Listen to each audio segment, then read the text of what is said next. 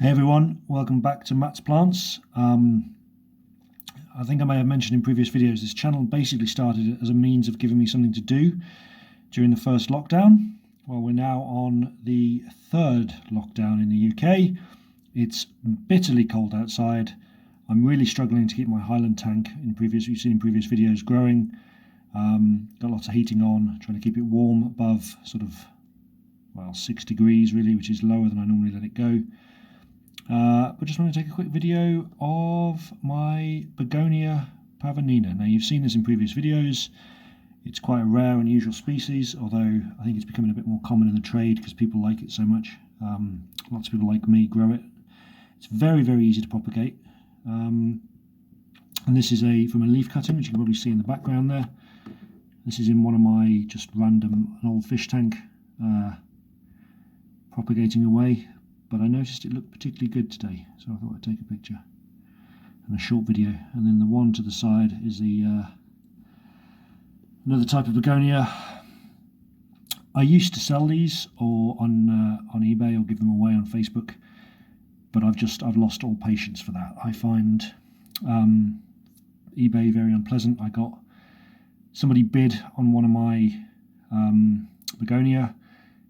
Then refused to pay and left me negative feedback, and eBay did nothing about it, so I simply can't be bothered anymore.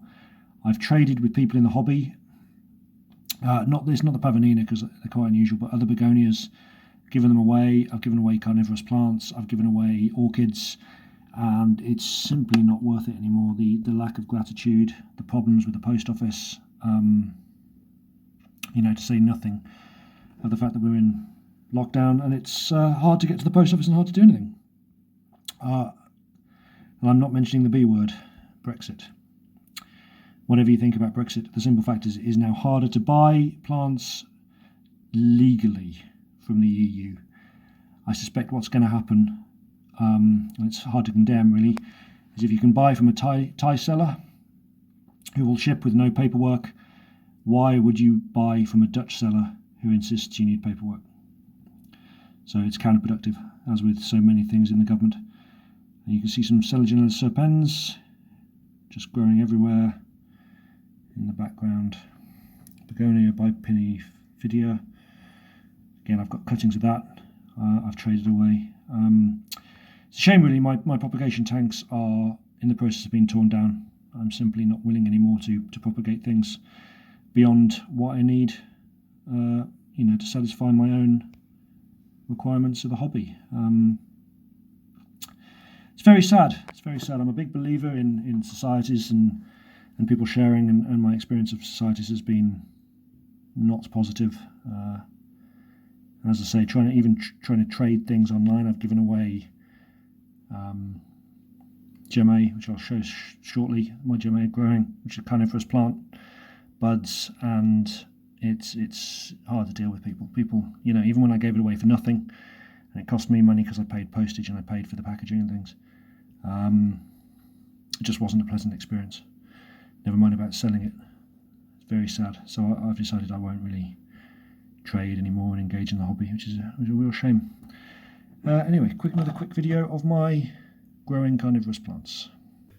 So these were the gemme. I had quite a lot of these. These are Drosera callistos.